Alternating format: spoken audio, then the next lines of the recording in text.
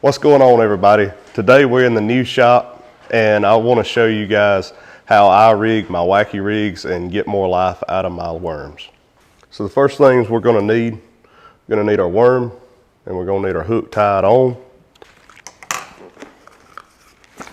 So the very next thing we'll need some heat shrink tubing. I got the 3M kit because it comes in multiple colors and it also comes in a clear. So today we're using the white because we're rigging a white worm.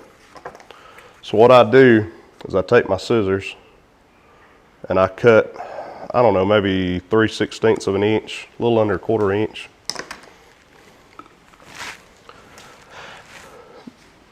Then I take and slide it up on my worm in the middle. So you want to make sure that it's directly in the middle. All right. Then you're going to want to take your hook and see if I can get this to focus.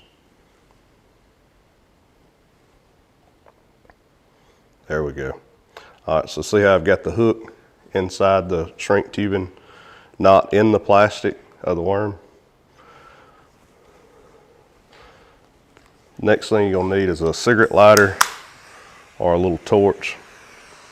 And you're just gonna take and put a little heat on it. See how that drew it up?